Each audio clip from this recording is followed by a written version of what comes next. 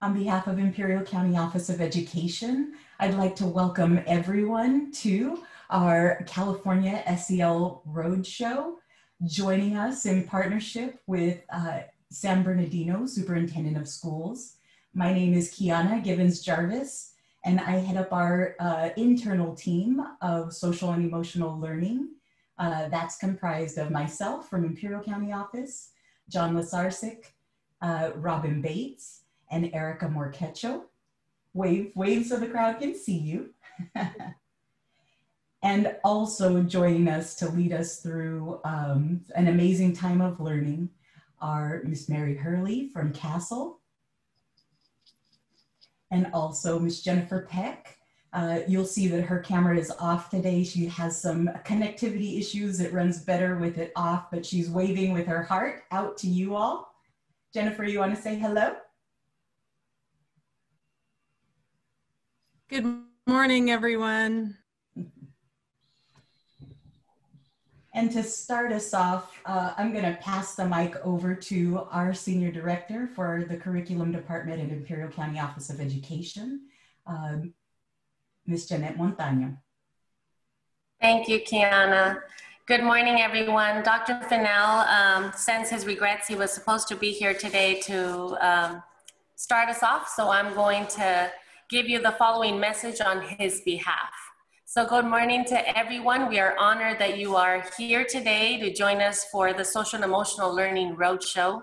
This professional development opportunity is the 6th stop on the California Roadshow, which has been a part of a couple of county offices throughout the state starting last fall.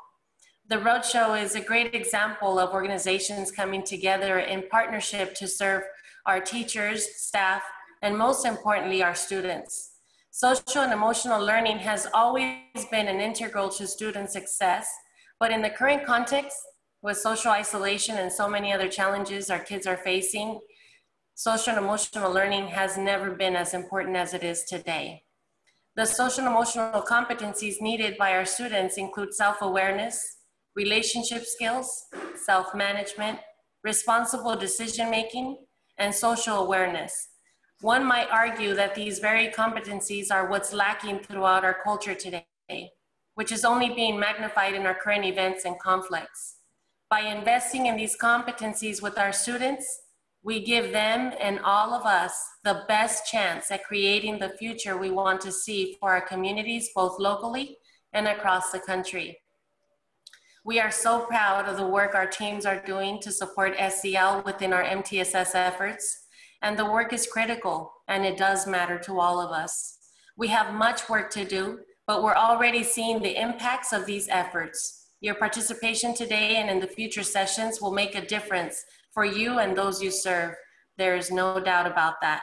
We want to thank you for joining us and for making a commitment to the social and emotional competencies that our kids need so desperately.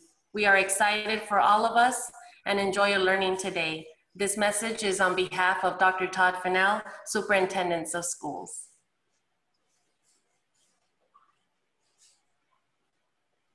Thank you, Kiana. Thank you so much for that, Jeanette. I also just want to take a moment to acknowledge our partner in this work from San Bernardino, Superintendent of Schools, Ms. Whitney Verde. Hi, everybody.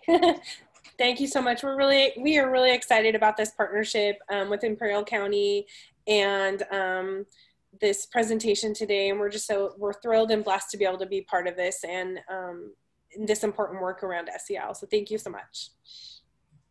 Great. And without any further ado, I'm going to pass the mic on to Mary and Jennifer. So let's settle in for some learning.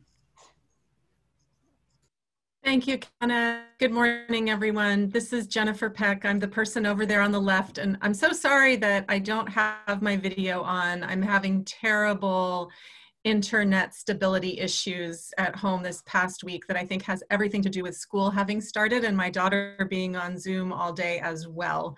So I apologize for that, but as Kiana said, I am with you in heart and spirit. I can see all of you, which is beautiful. So my organization, the Partnership for Children and Youth, is a statewide nonprofit public education intermediary, meaning we do a mix of training and technical assistance work and also policy and advocacy work at the state level. And we're really excited to be partnering in this SEL Roadshow with CASEL. And with that, I'm going to turn it over to my colleague, Mary, to introduce herself. Great. Good morning. Thank you so much, Jennifer. Jennifer and I have been traveling the state of California talking about systemic social emotional learning and how schools and districts and county offices can begin this important implementation process. And I began this work up in Oakland Unified School District, where I was the SEL lead for 7 years, and then joined CASEL as a consultant supporting their work across the country. Today, the partnership that we're having between San Bernardino and Imperial is really just the beginning of the work that's going on in California, focused on social emotional learning. So we are really privileged to be here with you today and very much looking forward to our time together. We're going to start off with a greeting frenzy. That's, some of you may be familiar with the 3 signature practices.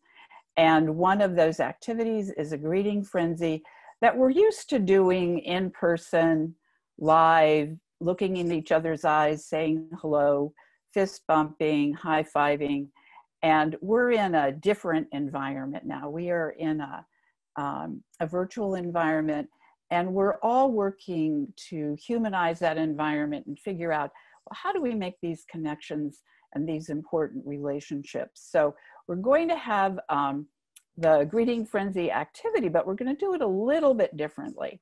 So everyone should have a piece of paper nearby.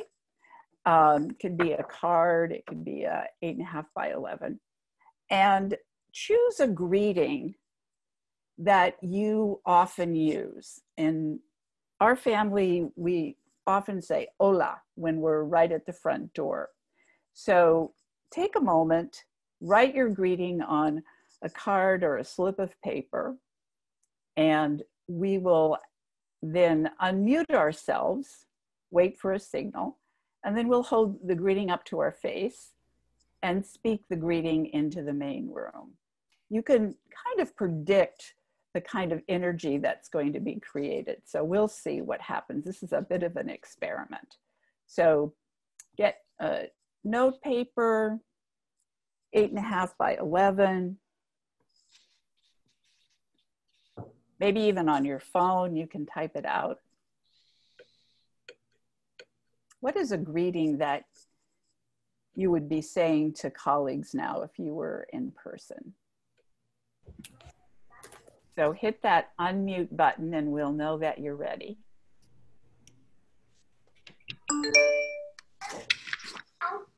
Okay, good. We've got some noise in the space. Terrific. Okay. So we're going to do a 1, 2, 3 sign up. And when our sign goes up, we're going to speak our greeting into the main room. I'm going to model this. 1, 2, 3. I would hold it up and say hola. Okay? So ready? Have your greeting. 1, 2, 3. Hey, hey, hey. Hello, everybody. Smile, everybody. Morning. Hi, everybody. How are you? Hello. Morning. Great. Thank you so much. This is our challenge as educators of coming together over and over again with our faculty, our staff, our students, of how do we use them to make those connections and build those relationships. And I'm going to hand it over to Jennifer.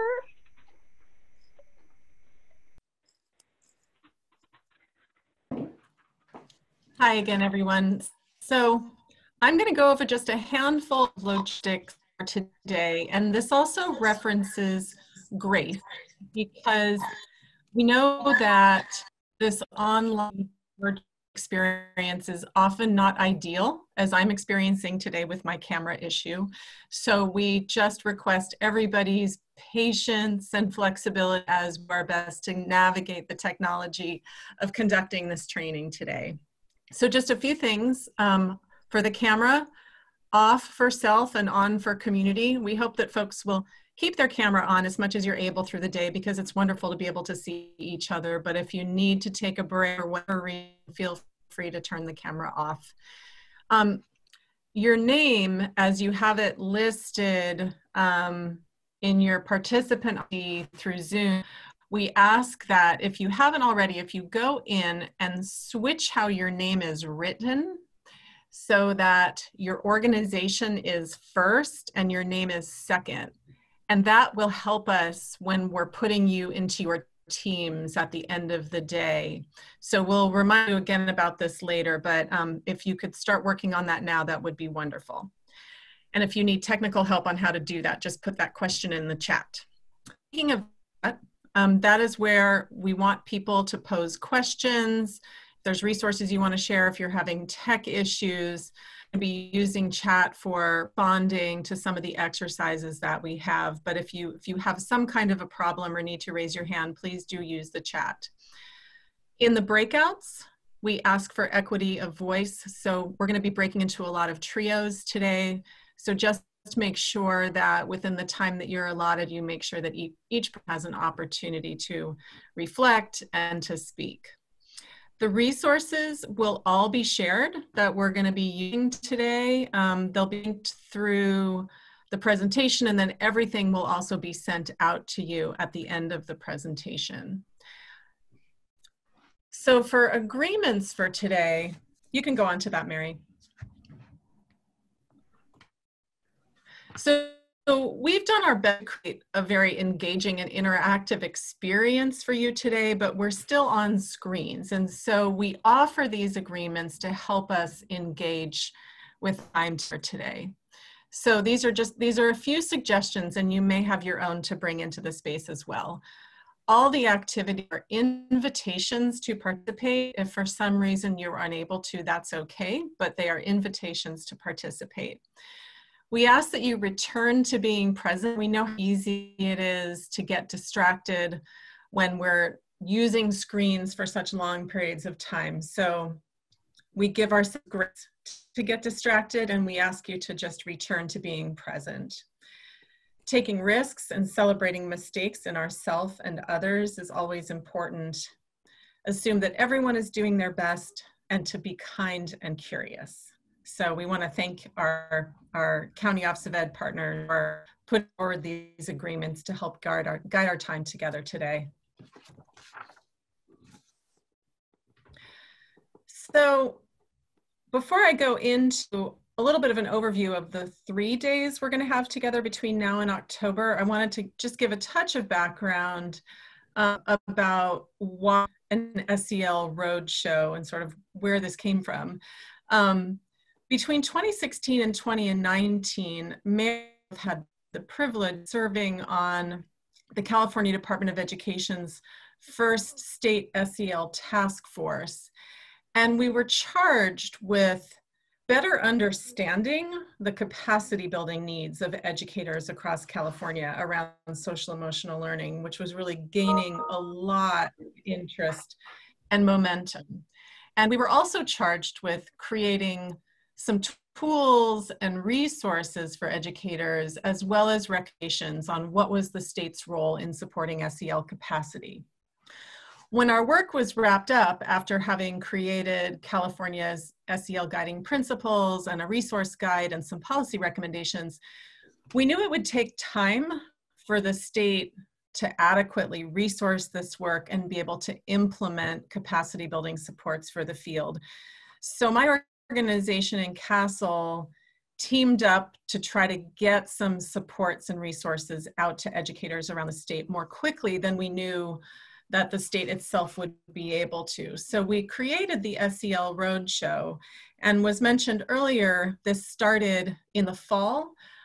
We called it the Road Show because Mary and I were traveling up and down the state of California and are visiting county offices of education and offering these workshops that really have had three main purposes. One is to build more shared understanding around the what and why of social emotional learning, to connect people to tools and resources they have been needing to really implement this work systemically, and also to connect people to each other, because we know the peer support and the peer learning in this work is exceptionally important.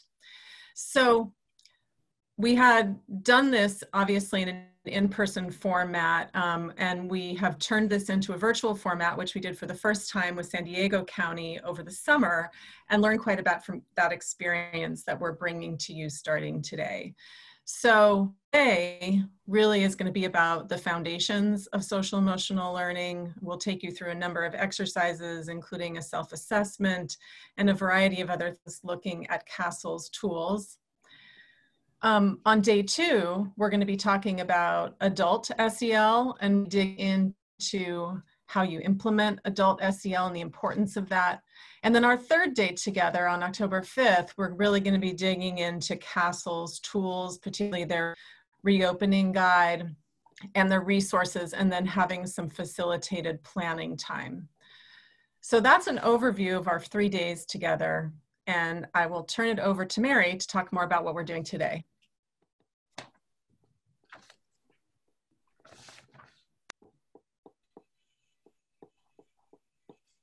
Sorry about that.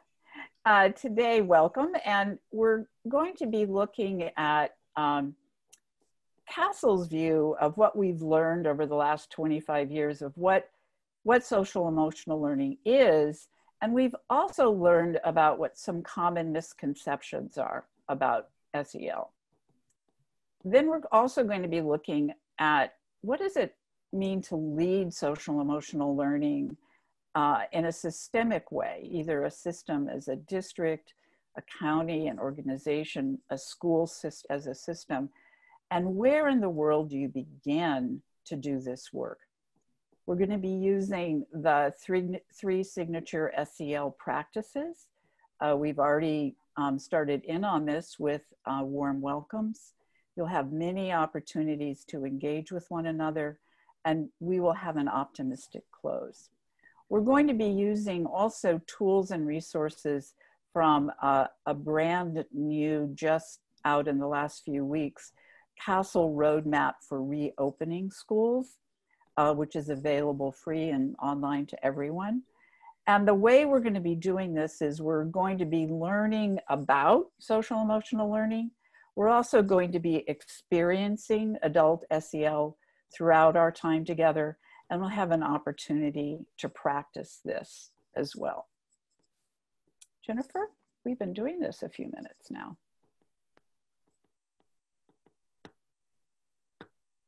So now we're going to take a little bit of a screen break. So this is a practice that Mary learned from a training that she went to through the National Equity Project that is in part about taking a pause, really important in a lot of aspects of our life. But it's really important when we're thinking about equity in this, that we take a pause and do the reflecting that we need as we're moving through our days. And we know that when we're moving fast, we tend to fall back into our implicit biases. So there's going to be a theme that you'll notice throughout our 3 days together where we talk about the importance of going slowly and pausing. And this one in particular helps us get a break from our screens, which is also really important. So what we'll be doing is every 20 minutes, we will look 20 feet away from our computer for 20 seconds.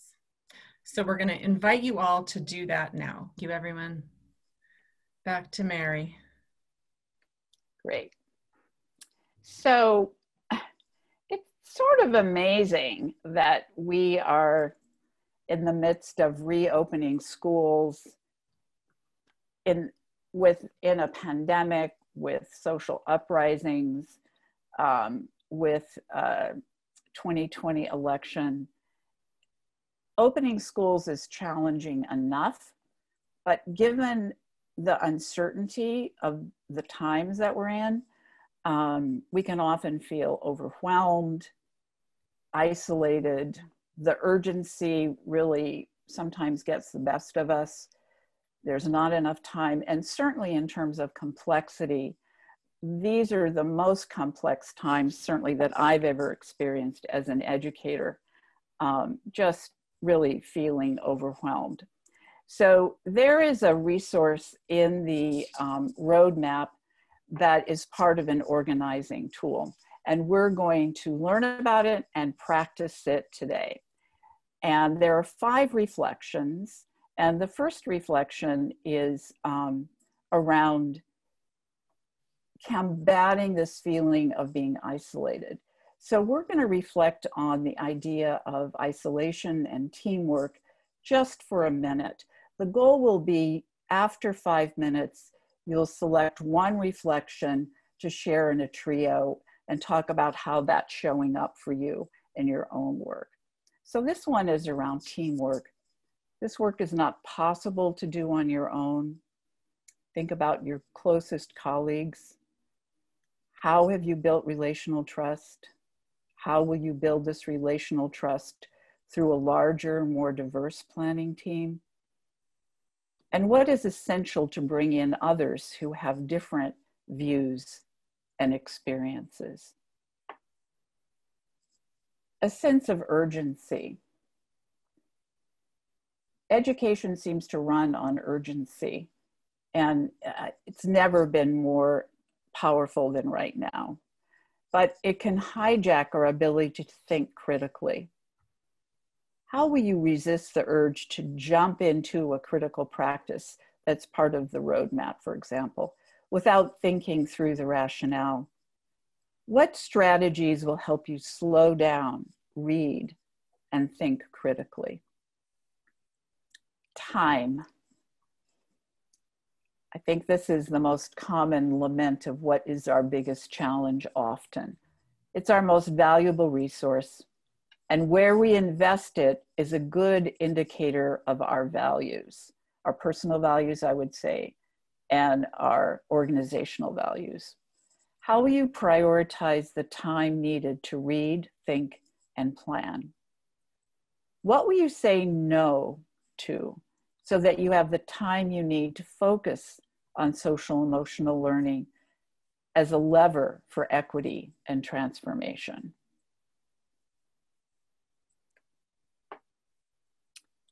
Wow, this is the big one, complexity.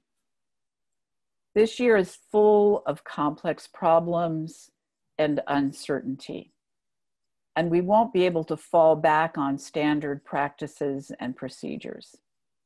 How can you prepare yourself to be in a state of constant learning and flux? How will you keep your core values at the center while the landscape shifts around you? I feel like we need to add the word shifts around you constantly. Finally, feeling overwhelmed. If it feels like too much, it's too much. Trust your feelings. There will be many moments of feeling overwhelmed. So plan for what happens when those feelings come up for you.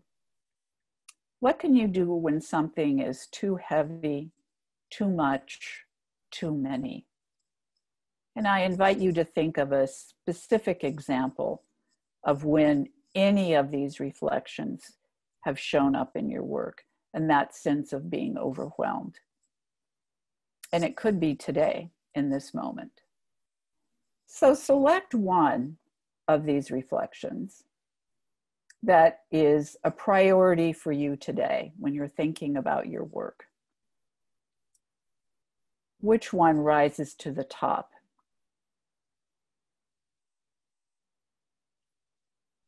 And think of an example of why that's happening now for you. Because we're going to have a few minutes to share and listen with colleagues about what one of those reflections is most a priority in their context and share with others. And this is a 5-minute reflection. So John is going to send us out into our trios. Please attend to equity of voice and listen with an open heart and mind. And we'll come back into the main room to do a little bit of sharing. Okay, so I've organized you all into breakout rooms of 3. So the co-host is going to ask you to go, just decline it. Mm-hmm. So everybody else will have to click on that button that says, take me to the breakout room. Okay, so here we go. We'll see you guys in 5 minutes. John, is it showing up for co-hosts to go into a breakout room? Well, it did on my... Oh, I know why, because I'm screen sharing. Oh, okay. Thank you. You're welcome. Yeah, I received it. Great. So any thoughts in our team? I think it was a nice, like a good moment to just think about. Oh, we have some friends in the room. Yeah. Hey, how you doing, Mr. Stone? Ms. Gonzalez, ¿cómo están? Beautiful, thank you. Supporting, and again, ICOE and John, the summer school work is just incredible. So it's helping me, and I can relate to what Ms. Mary Hurley is talking about, that urgency and too much that we went through the summer school academy. So for us, I'm just standing by waiting for how things are gonna roll out in the next 3 weeks. But I do see that we're trying to do a lot of things in a little bit of time. And I think that social emotional learning has to be in the front. It should be guiding us. Thank you. So urgency was on your mind. Yes, well, what's on my mind is just waiting for the moment as a reading coach, as a science coach, to have the debriefings with our grade level teams, because they have to live through the next 2 or 3 weeks of what their plan is. And I see that their plan is very complicated for that 4 hours that we're getting. So I'm very grateful today. We have first grade level team already asked for the support, and that's good, because I see that they're trying to complete 8 activities, and I'm talking about the readers and writers workshop and the mathematical practices in 4 hours with first graders. So I see the sense of replicating what's happening in the classroom through distance learning. So the sense of urgency is, how can we support them one step at a time in the next 2 weeks? Thank you. Thank you for sharing that. I think that urgency piece, and I think one of the hardest things as educators we think of is, what do we say no to? How do we prioritize what matters now, and be able to say, I'm going to be able to take care of that in a couple of weeks, but right now this is a priority. And we are not trained to do that. That's not part of our culture at all. So it's a real challenge for me personally, and I know for other educators as well, is how do we say no? We're just not aligned with that word. And what was on your minds, Ms. Graciela? Thank you, Kiana. One of the things that it goes back to the sense of urgency, but also the fact that it's hard to say no, because it's urgent, and that you have to do what step up to the plate, but something has to give. And a lot of times you think, okay, so what is it? My family? Is it? So the last couple of weeks, I'm a counselor at Barbara Wood Junior High School, and there was, of course, the opening of the school, making sure all students have their schedules, making sure that, my role is being fulfilled.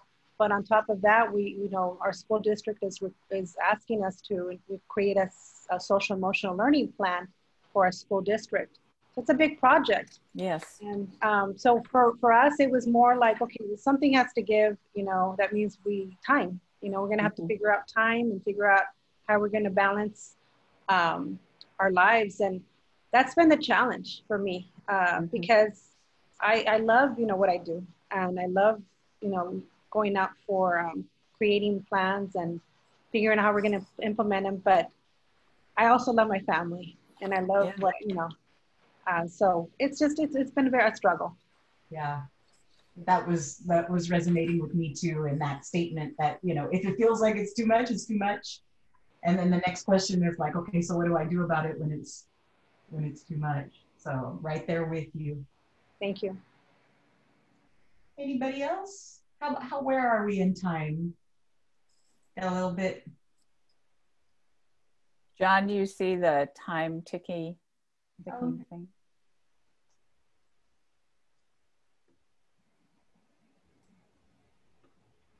Hey, Tiffany, I know you just came in. We're in a breakout room just for a second longer. We'll put the link in the chat.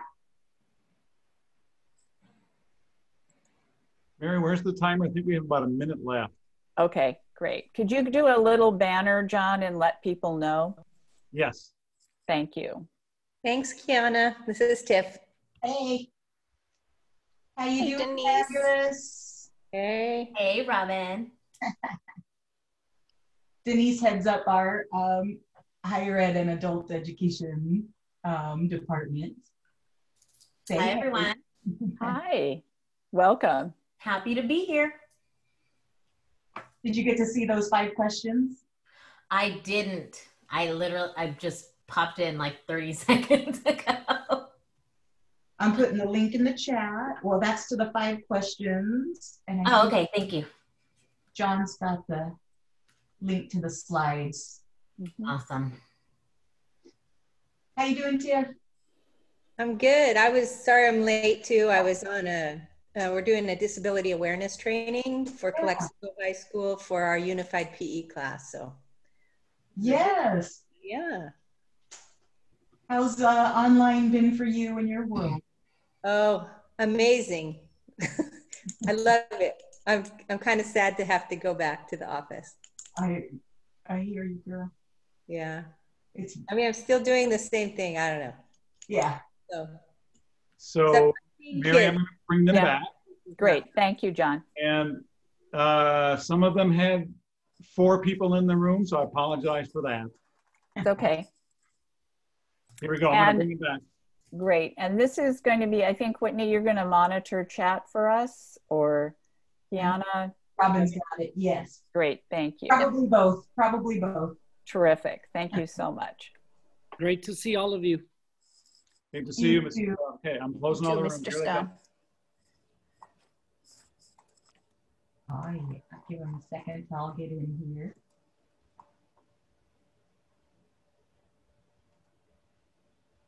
Welcome back, everyone. We always know that when we're in breakouts, time is not our friend, and it's usually pretty short.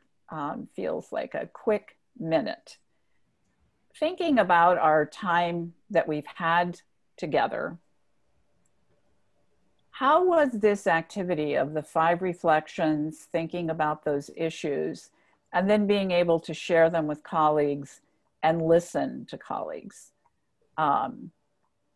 This is a time to use chat for ahas, or if you would like to speak up into the main room, we'd love to hear your voice. Just type an H and we can call on you.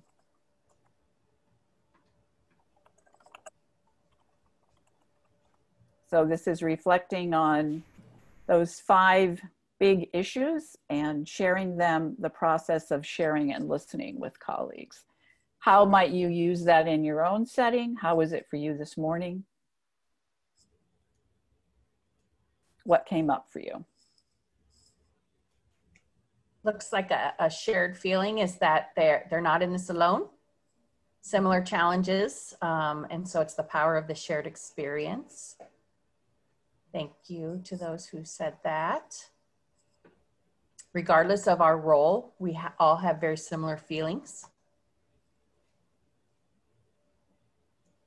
Helps to speak up about issues that everyone's facing. Mm-hmm. Overwhelmed was a common feeling that was shared. Mm-hmm. But not in all rooms. Rana says that's not the one that was mentioned in her room. Mm-hmm. Time and complexity, big issue. We must support each other. Hearing different viewpoints and perspectives from different roles. Teamwork makes the difference.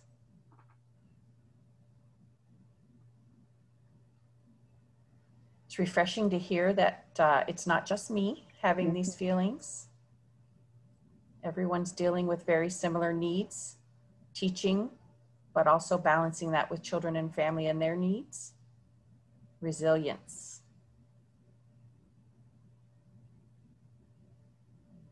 All right. Thank you. And please continue to chat. We'll save chat for this to be able to share it out. But that piece around being connected and being able to see and hear that you're not alone in this, because I think that's one of the challenges of the technology and being isolated from one another, is there's a sense of that this is only happening in our world. And then also to know that we can do something about it. We do have some agency in terms of our feelings and how we can share this with others. And in order to do that, we're going to remember that those SEL skills that we want for our students, we also need for ourselves. It's really critical. And when we're speaking about social emotional learning, we're using the CASEL framework for this. And the important thing to know in today's context is really that this is a process.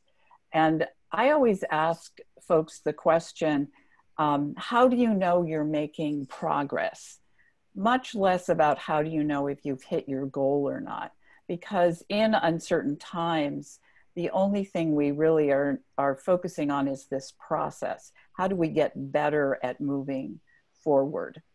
So these competencies really help us to do the work, both for our adults and our students.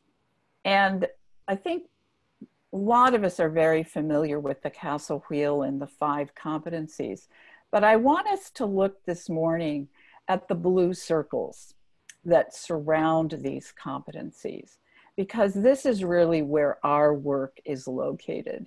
It's in classrooms, schools, and even more important now in homes and community, because with hybrid learning, distance learning, homes and families have become part of the learning environment. The SEL curriculum and instruction looks different in a virtual environment. School-wide practices and policies look different in a virtual environment.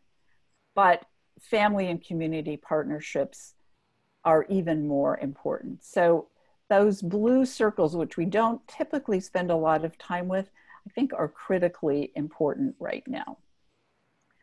And so we're going to take a few minutes. One of the challenges of social emotional learning is the question that comes up, well, how do I see it? If I walk into a school, what does it look like? And CASEL has been working on that question and working with school districts and schools and educators and researchers for the past 25 years.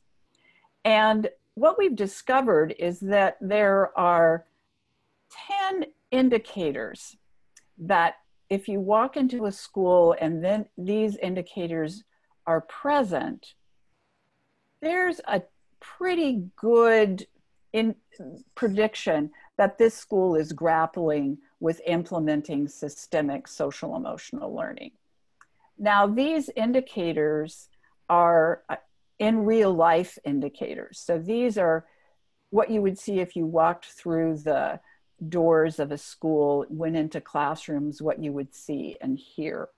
We'll take some time after we look at in real life, we'll then take a look at what does it look like virtually. So this first pass is in real life. And I believe the indicator link is in chat. Is that right? My chat masters here? Yes, ma'am. It's there. Great. So we're going to ask you to go into chat, open the indicators, just take a quick scan through them, and then we'll break into trios to share specific examples of where you've seen or heard this in practice. And then you're also going to do something. You're going to number off 1, 2, or 3, and you're going to write it down. So you're going to remember your number. So first we'll take about 3 minutes to read the indicators, and then in the main room. And then John will put us into trios to share specific examples. Are there any questions about what we're going to be doing?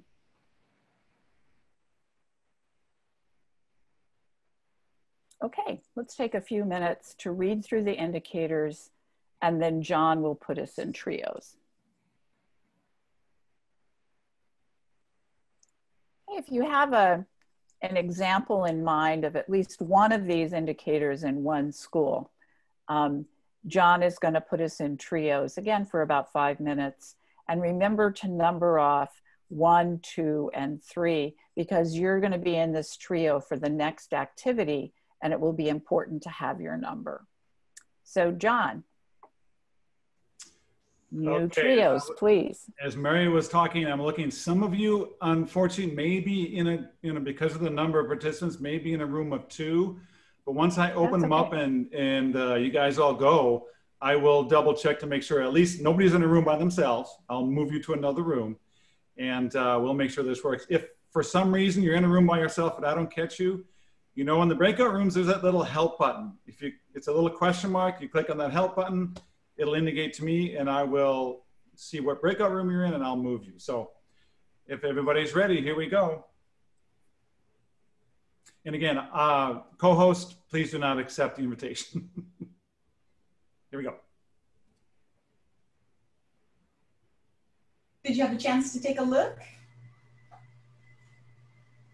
Any examples come into mind? Or team, any notes for us? I can re-clarify what I said in the beginning. I think I can use words that are more clear. So coach me, Kiana and John. I would like to select focus on adult, social, and emotional. The school community, led by the principal and the grade level teams, they need to make sure that our teachers are safe, that they are enough. We have credentials for a reason, so we are prepared. Once those expectations are clear, then we can continue having dialogues so we can build on the successes one step at a time. And I'm particularly talking about the density of the curriculum of the California Common Core Standards. So one question could be, where are we at as teachers, and where are we going, and how can the community help that social emotional aspect of our adults? Thank you.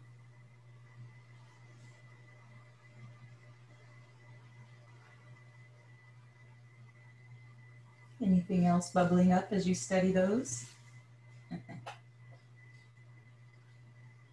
Well, I appreciated that comment about clear, explicit expectations for what adult SEL actually looks like, because there's general agreement that yes, this is important, but then what am you expecting? What do I expect of myself in my practice?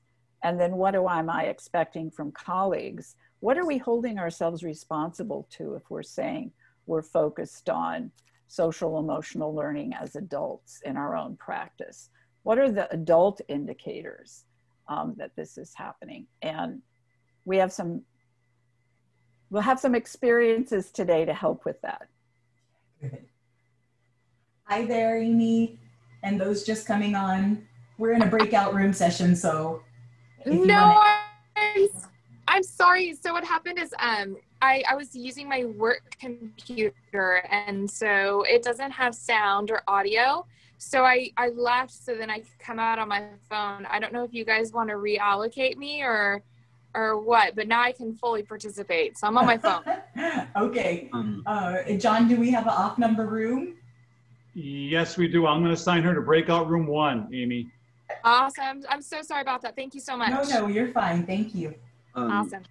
Mr. John, I was alone in my breakout room. So Okay. and then I tried to get out and I by accident click on exit the meeting. Okay. But Samuel, I'm going to put you in breakout room 3. Thank you, sir. Uh-huh. Oh, I'm so glad. Go ahead. I'm going to share that the SEL integrated with academic instruction is the one that popped out at me immediately, because as I have conversations with different teams and we're working with different districts, I continue to hear SEL as a standalone. Yeah. Like if it's one thing, like it's going to be taken care of with a curriculum. We're only going to do it from 8 to 8:30 SEL time. And it needs to be integrated. It's something that we do and how we do it and how we approach and how do we make everybody feel when they come into this space, whether it's an adult or a student, you know, and how are we going to ensure that we have those breaks? So I'm watching what you're doing as you're training us, and I'm paying attention to the little things, and the little things are big things, such as every 20 minutes, you're gonna stop us for 20 seconds, look away. That's major. It did something to my brain that really, it allowed me to focus in those 20 seconds. My brain was scattered. And as I looked away, I looked back and I go, oh my gosh, that's what we do when we do brain breaks, when we're doing it face to face. It's the same exact thing. Look away from your screen. So now I'm going to put a timer for my own children so that they look away from the screen, because they're stuck on the computer for 3 hours, you know, and it is difficult. So I wanted to share that because it stood out to me. Thank you, Jeanette. Anyone else have an experience? I'm thinking about our authentic partnerships, you know, in a county office. We're not necessarily, or at least out of our curriculum department, not necessarily working directly with families, but we are finding ways to connect with other county office since, you know, distance and travel aren't an issue right now. And, you know, we're finding ways to tap on expertise and, you know, give our audience in this moment an opportunity to, I feel like we're able to give the big ticket away, you know, without, and partner to cultivate relationships. So you'll see in just our slide later, just through Riverside and Castle and, you know, San Bernardino, these partnerships are supporting all. So I'm finding power in partnerships. Yeah. Thank you. John, can you give us a time banner here too for? So I'll send 'em a minute left. Great, thank you.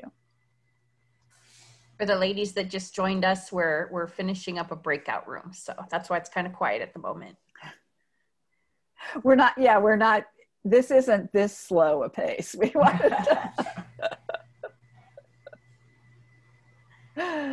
Oh, I can also share the backstory. You can imagine an organization, the discussions that went on to identify the 10 indicators, with a third of the group being researchers, a third of the group being practitioners, and a third of the group being policy wonks. So the internal debate within Castle was quite robust and took probably almost a year of researchers discussing with practitioners what these indicators and what was your evidence that these indicators were valid. Okay, I closed all the rooms. They should be trickling back in. Great. I love that backstory. There's a lot of love baked in to those 10. It's just like what goes on in your world. Yeah. It's the same. I hope everybody numbered off 1, 2, 3, but if not, that's okay. Oops.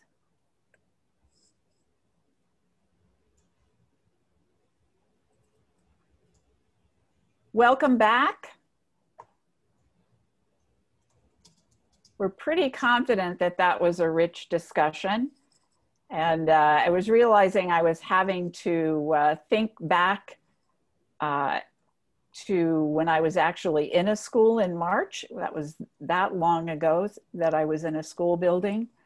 But some of these examples jump right out. If you weren't in a school building, the focus on adult SEL certainly comes up, and there's a lot of discussions about all of these indicators that's going on in California and nationally as well.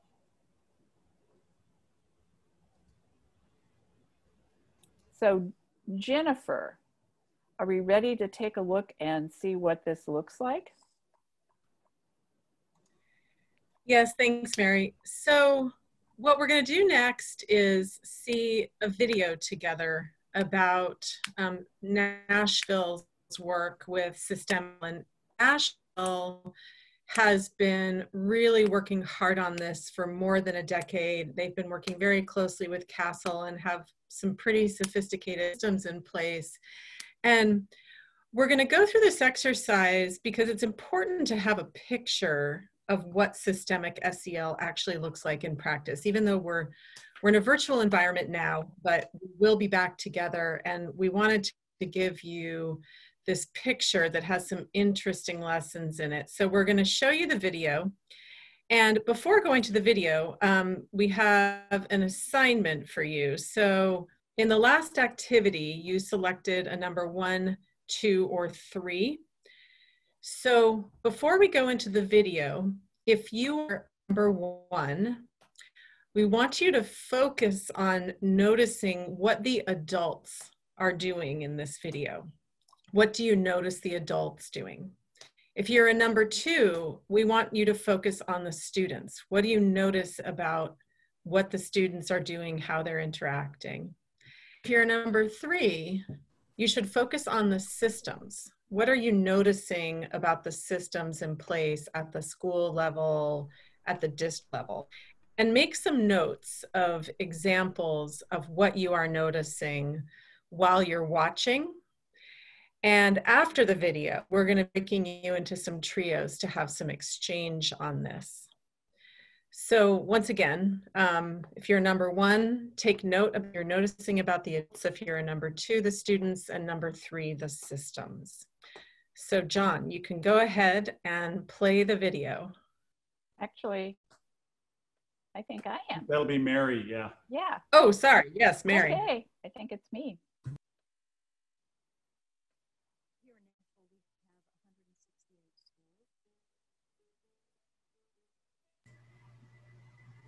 Mary, that might be playing through your headphones. Oh, thank you. We have historically had over 70% economically disadvantaged in our district. In some of the schools, we had lots of tension, some frustrations, just realizing that we weren't meeting the needs of all of our students. There wasn't an emphasis or a focus on social emotional learning.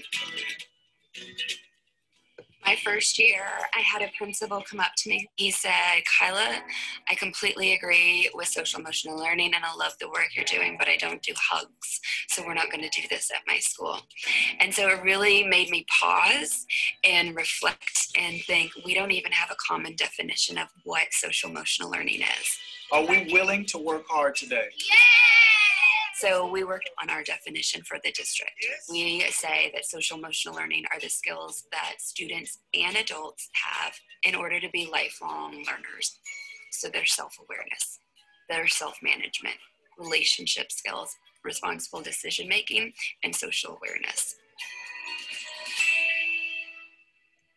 There's a huge and growing body of research that shows that all great learning happens in social context. I have one question. So you really can't divorce the social and emotional from the learning. That's why I answer some of these questions. Like, have y'all ever feel like an outcast Social emotional learning is really about knowing who we are as individuals and giving us the skills we need to interact with other people in emotionally healthy ways. Why SEL is not separate.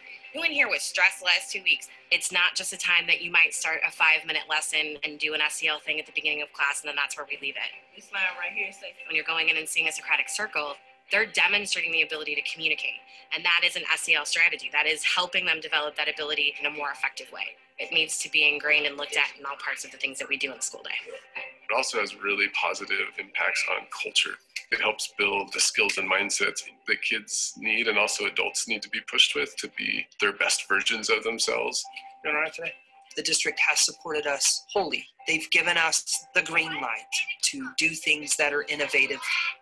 Through our SEL department, we have a great team that can come to the schools. Sometimes it's just a word of encouragement, or can we come and see and give feedback? We have created a walkthrough rubric, helping schools see where they are with the implementation process. And then we can support the school at their level. That really identifies SEL best practice in 3 broad areas. So first, we're looking at school-wide community. Is it inclusive? How welcome do visitors feel? How welcoming is it to the students? Does it feel like this space belongs to the students? We also look at classroom instruction. So how are teachers explicitly integrating SEL in academics? The teacher needs to know that, they expect that I'm going to make an engaging, active, and interactive classroom environment. And then the third area we look at with these walkthroughs, classroom environment management discipline. What are practices and policies that are creating disparate discipline, that are disenfranchising students and preventing those students who need school most from being in school every day? Now we have much clearer protocols and expectations around restorative practices in our schools.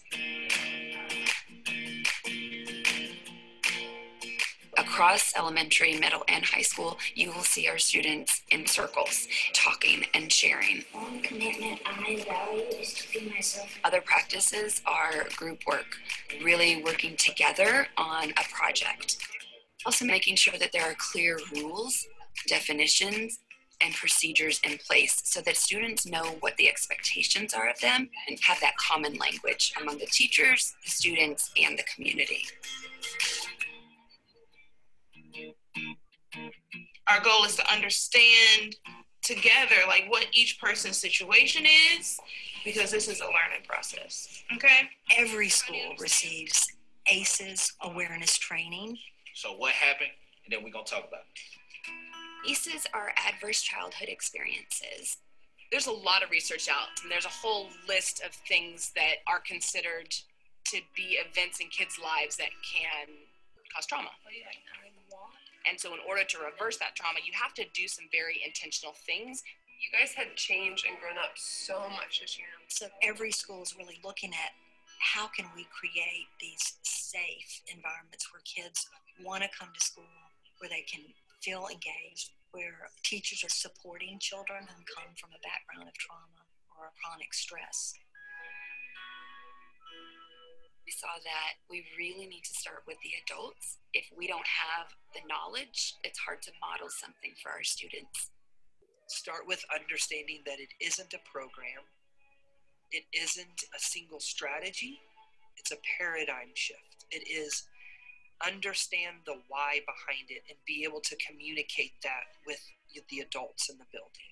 Thank you so much, Allie. It's our responsibility to think through, okay, how am I going to make sure that I have good, strong relationships with everyone that I work with, and then model how to do that with my peers and with my colleagues. Whenever we pull adults together, most of the time we're sitting in a circle. There's so much potential. We're checking in with each other. We're doing a mindful practice. In through your nose and out through your mouth. So we're using those various strategies that we're asking teachers to go back to the classroom and use. I think a real positive about our district is that there's this top-down vision of how we want our schools to be.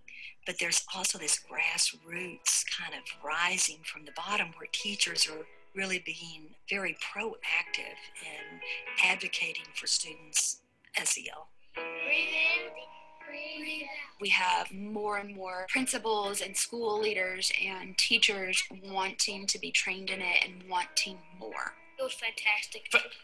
Fantastic. In Tennessee, we're in transition right now.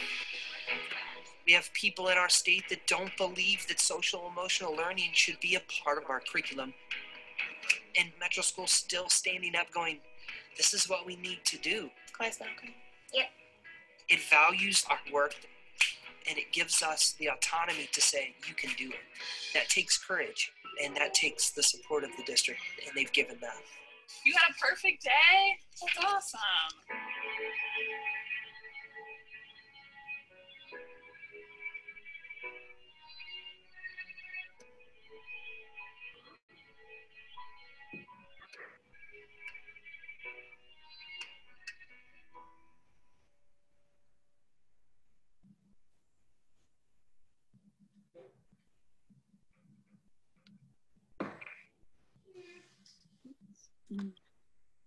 Okay, so before we send you off into your trios, you're going to be there for 5 minutes, and it's helpful to pick a timekeeper when you first get into your breakout room so that you can make sure that each person has time to share their results.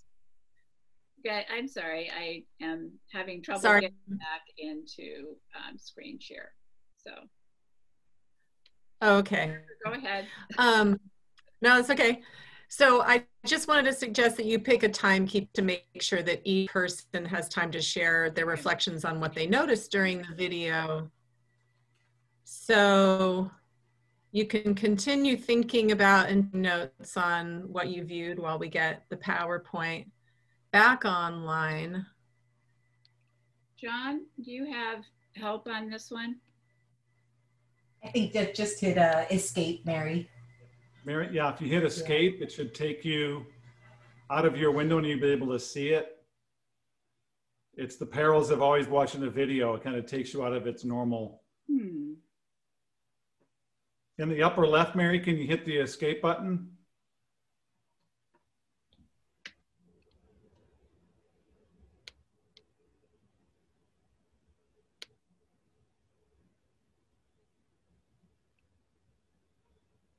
It's on an endless loop. Okay, on your keyboard, Mary, can you hit that escape button? See if that might help you. There you go. Yay. Yes. Woohoo. There we Okay, go. Jennifer. Okay, so I think the instructions are hopefully clear. You're going to be in your trios for 5 minutes, sharing your reflections. Pick a timekeeper to make sure each person has time to share, and then we will bring you back. So, John, go ahead and set up those trios. So, true to form. And I kind of did this on purpose just so you guys would see. No, I didn't. I'm lying. So for some funky reason, when I recreated the breakout rooms, it went back to the original rooms. So I had to recreate another trio. So you're going to be with maybe 2 other different people. So one way to kind of mingle more and have some fun. So I apologize for that. But I'm going to open those rooms, and please accept the invite, except for those of you that are co-hosts. And 5 minutes. Here we go. I'm going to open all rooms. We'll see you guys in 5 minutes. All right. What a great video, yes? That's, yeah. Well, it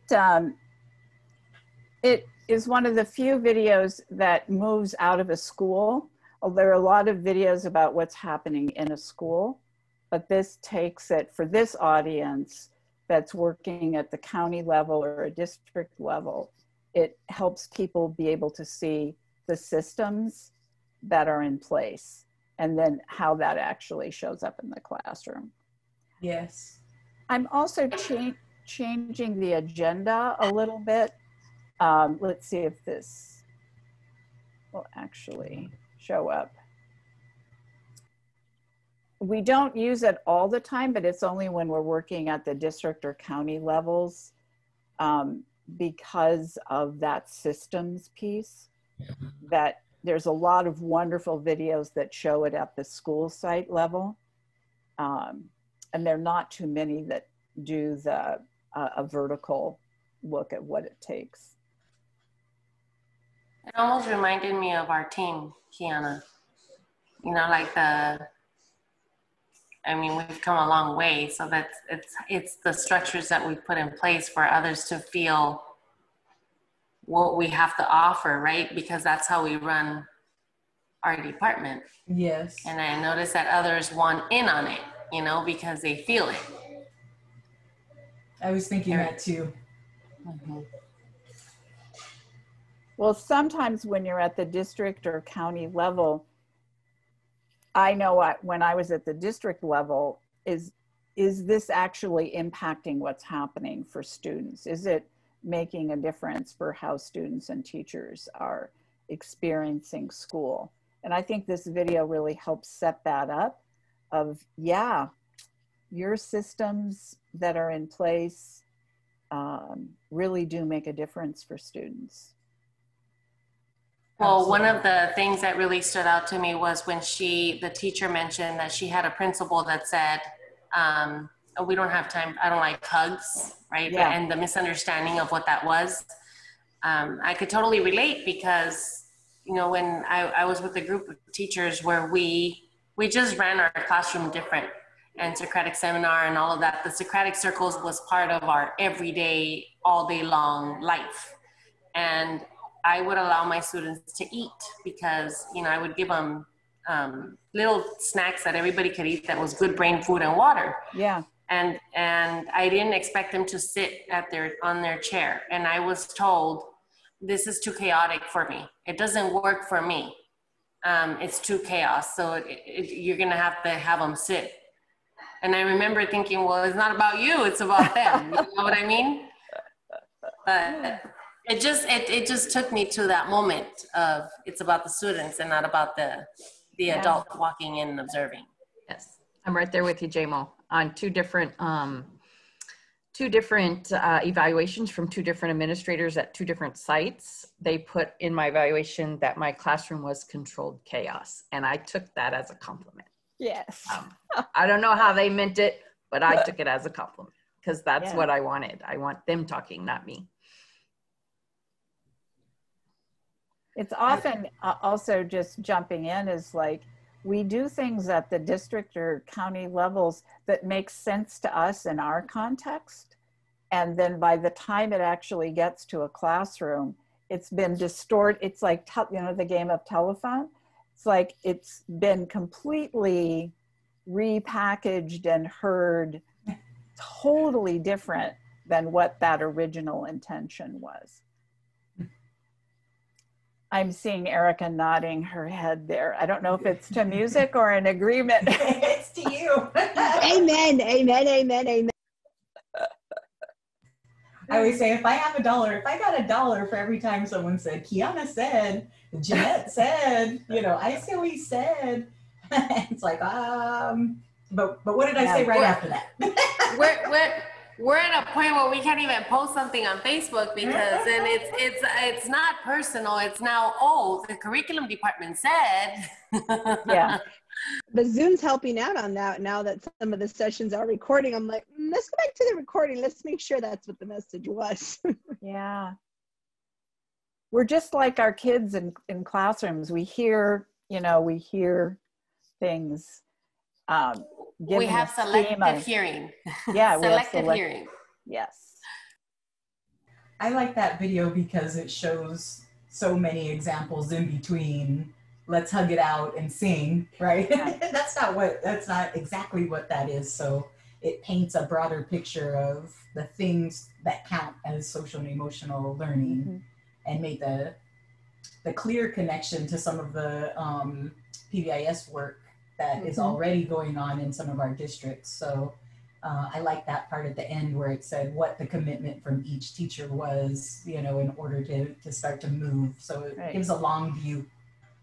You could see that it's not just a stand. I mean, I know we've already said that, but it's not a standalone because it does, if you say you have restorative practices at your site, but then you don't have certain things in place within the classroom, it's not, the restorative practice is not going to make sense. And I can think of, you know, sites that maybe are already offering different alternatives for suspension, yet those restorative practices don't really work if they're never going to have the opportunity, or they don't have classroom discussions, or they don't have that application in the classroom, and it's a standalone thing that happens in the office, then it's not going to make that change where we want it, which is in the student's behavior or within the student's relationship among their peers. So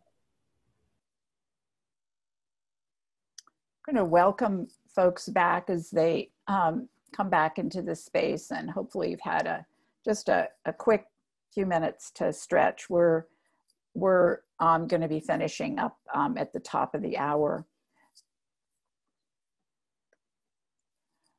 Oftentimes we hear this expression, particularly now that we're all in the same boat and we're all in this together. It feels reassuring. But the question is, we are in the same storm, but are we all really in the same boat? And looking at this image and all the different kinds of vessels in there, how does this image apply to your own work in your own context now, about being in the storm, but not being in the same boat? And what is that? How does that impact the way you think about your own work right now? What jumps out at you? If you could type a few comments in chat about thinking about the same storm but different boats. I'll share one thing that jumps out at me here is just this piece around communication. How are all these boats communicating with one another? Does the aircraft carrier even see the kayak? And how are folks lining up in the same direction? So this piece around communication is popping up today. What else is popping up for folks? Let's see. Jason says that he is making sure to be mindful of what type of boat someone else might be in. Mm-hmm. Roxanne says we're just trying to survive the storm and come out of it stronger, and hoping that our boat is safe and reliable. We may all be in different boats, but we're all headed the same direction. Mm-hmm. That's encouraging, isn't it? It is. Different challenges, same goal.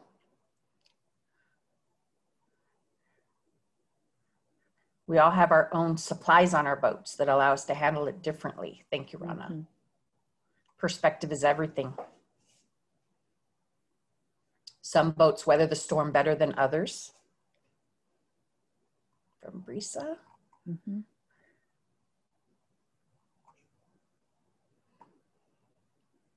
Definitely concerned about students that are on the little unstable boats and don't mm-hmm. have support to strengthen those boats. Mm-hmm.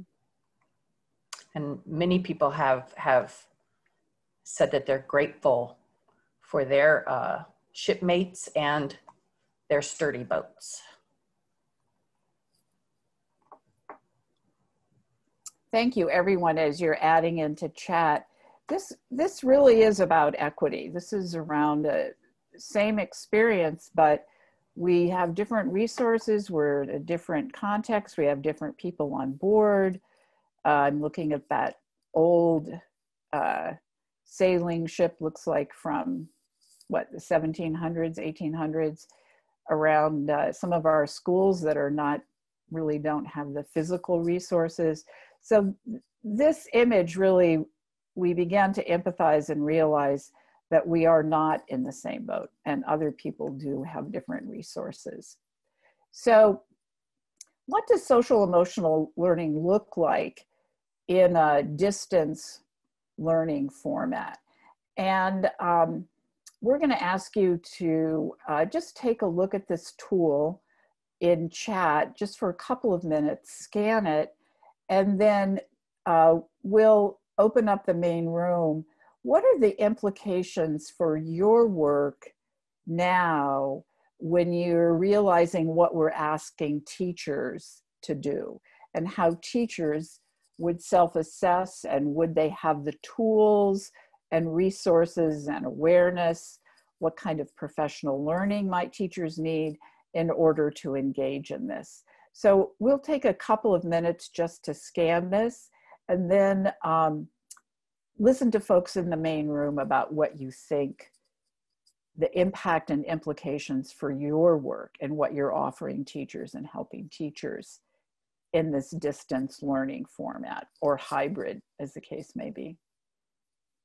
So having read about this, what pops up in terms of your role in supporting teachers to be able to engage in social emotional learning practices, or any surprises in these indicators of what a teacher might look at in their own social emotional learning?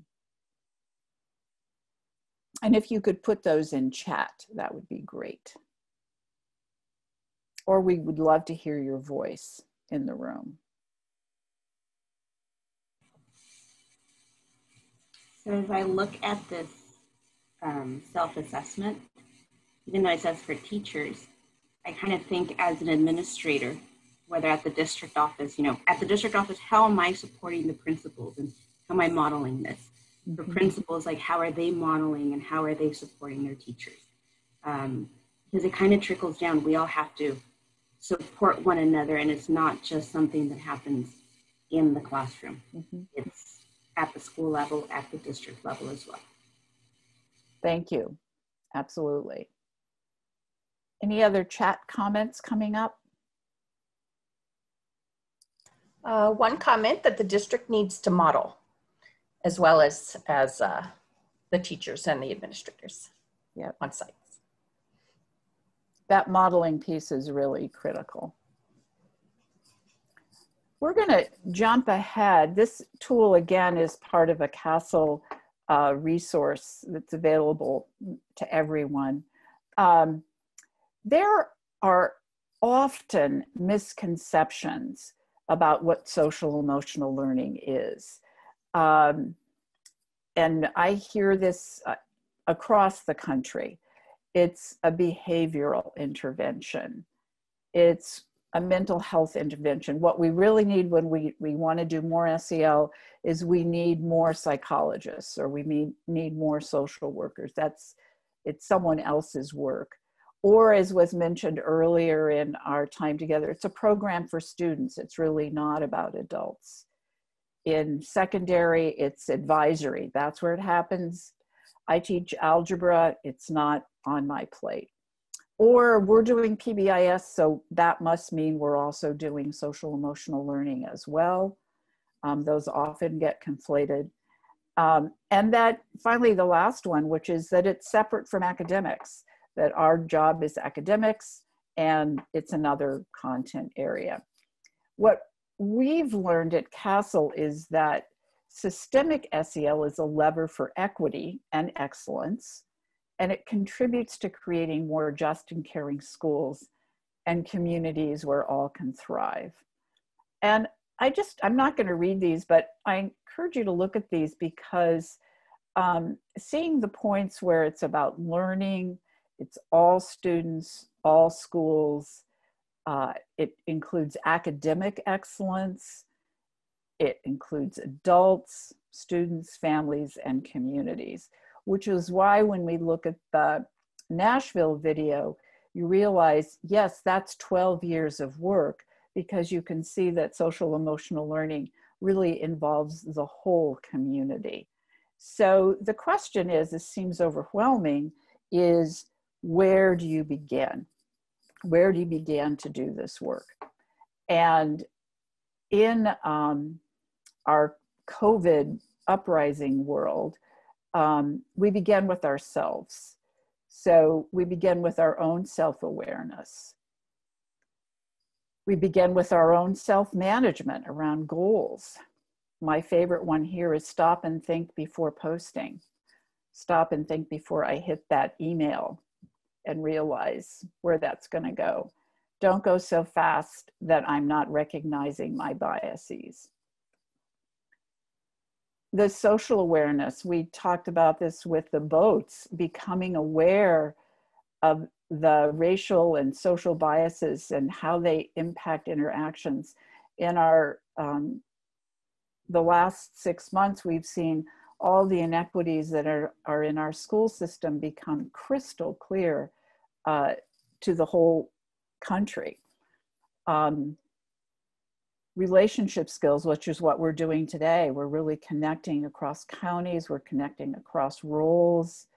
And again, how do we keep our families together in this world that's moving fast and is so uncertain? Then with responsible decision-making, teachers, educators, administrators are making thousands of decisions a day. How in the world do we manage those priorities while taking care of self and others? We are in very intense time where the need for social emotional learning is present. So we begin with ourselves. Even though we might be doing a whole system work, we always start with ourselves and our team.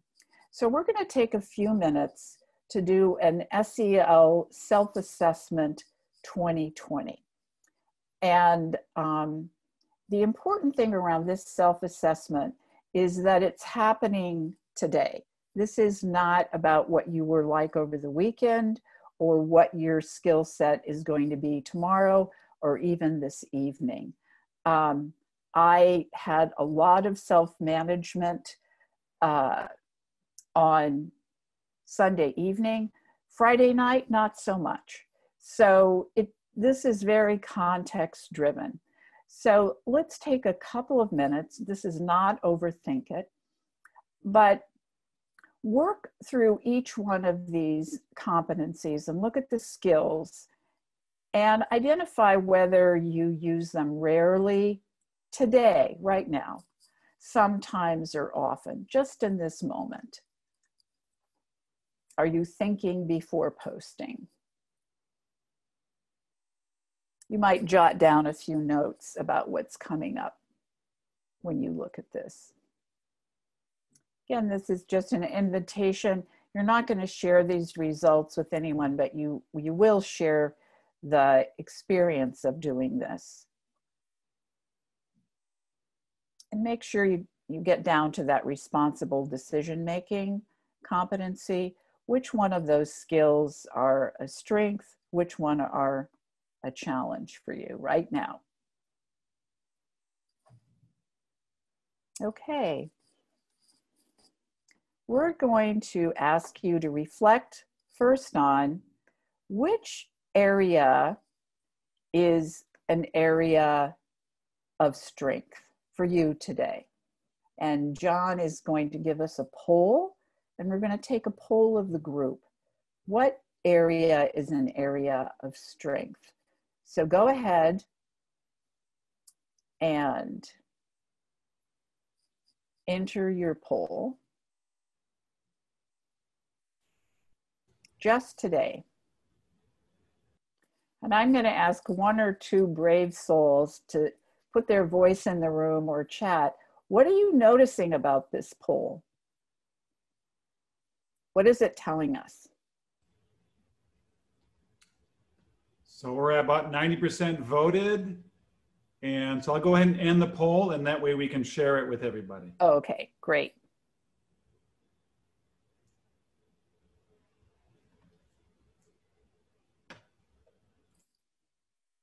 Thank you, John.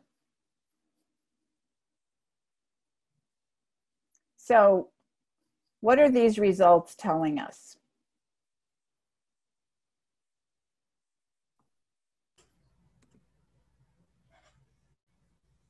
What are the surprises here? Mm-hmm. Mary, I think one of the things it tells me is that we probably don't take very good care of ourselves. And which indicator is telling you that? Ask that question again, Mary. Which one of those data points says, you know what, we're probably really good at taking care of others, not so good at taking care of ourselves? Relationships. That's the highest rated result. And then if you look at self-management, yeah, we're a little higher self-awareness, so we may be aware of what we're feeling and how we're doing, but then self-management is really low. So acting upon what we need, not so strong. And also I want everybody to smile a little bit when we notice this part, that we're all leaders in leadership positions, and yet we are self-assessing that responsible decision-making today is not one of our strengths. So we do have to smile at that, is given all that's on our plate right now. So thinking about what is strength, of course, we also want to think about what's a growth area. So John, can you give us a chance to take a look at what is our area of growth? Again, just today, which is an area that you really think you need to do some, you want to pay attention to it today?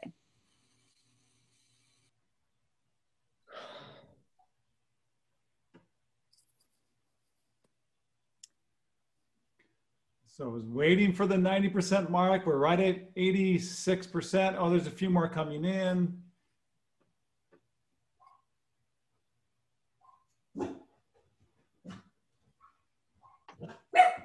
Yay! 90%. Well, that's my dog. So here I'm gonna. Yay! I'm gonna go ahead and end the poll, you guys, and I'll share results. There we go. And again, thinking about our role as leaders, noticing that in this time of uncertainty and upheaval, where we're asked to switch gears, how in the world do we self-manage in the midst of this? And what are the skills that we need in terms of resilience around self-managing? And this is a tool that's available to you to think about with your staff, about how you support one another. When I look at this, it would also inform the kind of professional learning that I would want to be providing, and the kind of professional learning that I would have available for my faculty and staff and team. That the one around self-management would come up, and the responsible decision-making. So how do I support myself and my colleagues to make progress in those particular areas? And Jennifer, I'm just gonna, because of time, I'm just gonna jump right through, okay? Sure. And go straight to you. Okay. Oh, sorry. Could you back up one slide? Yes, I will. Okay. So one of the things we really wanted to be sure to communicate in our last few minutes together is that while it sometimes feels like we're very alone in this work, we are not. And there is a huge movement around social emotional learning in California and nationally. And as we mentioned earlier, one of the real aims of doing this exercise is getting people connected to what they're needing and to each other. I just wanted to point out a few things. One is that, as you know, Castle has a huge amount of resources, their new reopening guide, but beyond that, their school planning guide, their district resource center, which has a wealth of tools and resources. If you haven't looked, really worth looking through. They're doing webinars frequently to support educators.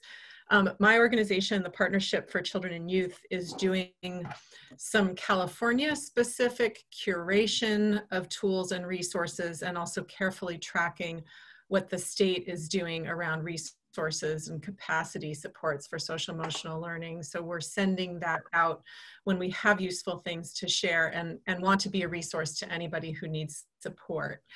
And then also our county offices of education are incredible resources to us and taking a lot of leadership around this work. And I wanted to give Whitney from San Bernardino a moment to tell us a little bit about what their county office of ed has going on in their near future around SEL supports. So I'm going to hand it over to Whitney and do our next session in September. We'll be reviewing Imperial County's offerings, but go ahead, Whitney. Thanks, Jennifer. Yeah, we're really excited. We are piggybacking on the work that Castle has done around their reopening roadmap, which really is a powerful resource. And so we've devised a fall webinar series basically built around that roadmap to help you navigate, especially in this distance learning environment and as you move into the hybrid environment. So we have a 3-webinar series that's launching next week on September 9th. It is free and is open to anybody. So anybody on this webinar today can sign up for that, and we welcome you to come on. And it's 3, they all stand alone or can go together. So if you want to do the whole series, great. If you want to jump into 1 or 2 of them, that's absolutely fine. So those are the dates and the titles. And like I said, this is rooted in the work that Castle has done already around the roadmap. We're just helping you all to navigate through that to the best of our abilities. So there is a registration flyer in your resource folder, and you can get a hold of that flyer, and there's direct links to register. We are offering all of these webinars at 2 different times. We have a morning session and we have an after school session. Oh, great. So for people who need that after school session, you can click in on that one. So in the flyer, you will see all of the information on how to register, and we hope to see you there, and welcome everybody and all. And thank you so much again for this opportunity to partner with all of you. It's just been a fabulous journey, and we look forward to the next webinars with Castle. Great. I think I may sit in too, Whitney. The roadmap is new for us as well. This is an invitation now to give us some feedback. We're going to be together for 2 more sessions. The next time on September 15th, we'll be focusing on adult SEL, and we would really like to make these workshops useful for you, and that they are powerful learning experiences that you can take back to your teams. So if you could we're not done yet there. We will have an optimistic close and a final team time. But if you could take a couple of minutes to give us some feedback, we're going to pause for that. We're not going to move forward while you do the feedback, but it's a short Google feedback that will really help make these sessions more powerful for you.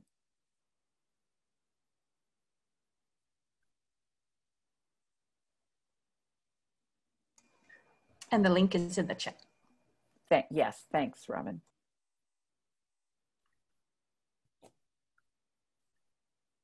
So once you are done filling out your feedback form, we want to take a moment to have our optimistic close, which is one of the signature practices that was created by Callan, by our own Mary Hurley, actually. So if you could just take a moment to write an appreciation in the chat for something you either heard or experienced.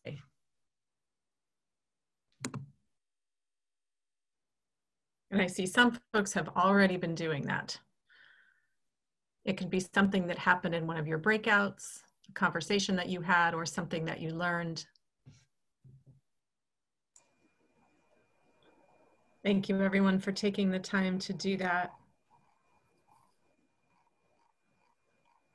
So while you're doing that, a reminder that we'll be seeing you again on September 15th. After this session, we will be sending an email that has links to all of the materials that we utilized today in a folder that our friends at Imperial and San Bernardino are putting together. As we alerted you in the email leading up to this session, we have breakout rooms open for you for another 30 minutes for some debriefing time with your, if you to use that. So we will break you out into those teams based on the organizations that we have listed. And also just to let you know that all of us who've been facilitating are going to hang out in the main room for another 10 minutes or so if you'd like to stay and ask any questions of any of us. Or if you're in your breakout room and a question comes up, you can pop back over and ask us a question in the main room. So thank you again for your participation today. It was wonderful to be with you. And we'll be here in the main room and make good use of the breakout time. And we'll look forward to seeing you again in September.